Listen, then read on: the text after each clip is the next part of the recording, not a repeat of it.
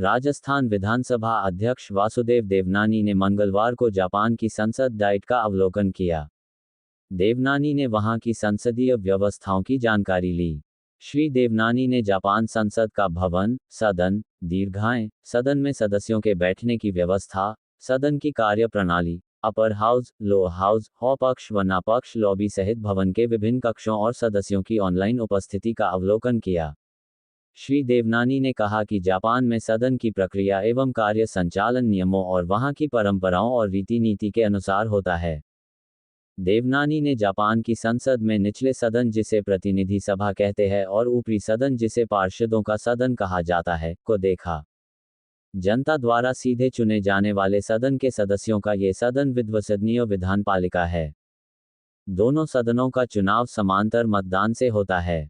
कानून बनाने के साथ साथ प्रधानमंत्री का चुनाव करना भी संसद की जिम्मेदारी है। जापान संविधान के अनुसार संसद को देश की शक्ति का सर्वोच्च अंग माना गया है।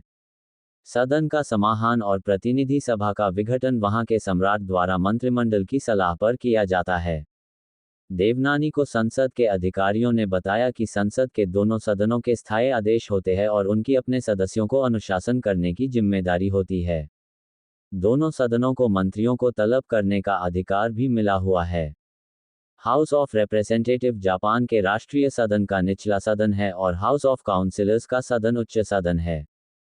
विदेशी धरती पर भारतीय महापुरुषों को नमन। राजस्थान विधानसभा अध्यक्ष वासुदेव देवनानी ने मंगलवार को जापान में स्थित राष्ट्रपिता महात्मा गांधी की प्रतिमा और महान क्रांतिकारी रासबिहारी बोस के समाधि स्थल पर पुष्प अर्पित कर नमन किया। देवनानी ने कहा कि भारत दुनिया की मजबूत अर्थव्यवस्था बनकर उभर रही है, जो दुनिया को बदलने का आधार बन रही है। राष्ट्रपिता महात्मा गांधी द्वारा अतीत में किए गए कार्यों का परिणाम है कि भारत बहुध्रुवीयता की ओर बढ़ रहा है। राष्ट्रपिता को नमन करते हुए कहा कि महात्मा गांधी के बिना भारत को स्वतंत्र होने के लिए और लंबा संघर्ष करना पड़ता। साथ ही देवनानी ने कहा कि महान क्रांतिकारी रासबिहारी बोस ने देश में और देश के बाहर रहकर अंग्रेजी शासन के विरुद्ध क्रांतिकारी गतिविधियों का संचालन किया। रामायण का जापानी भाषा का अनुवाद करने वाले श्री बोस ने टोक्यो में भारतीयों को संगठित करने का प्रयास किया।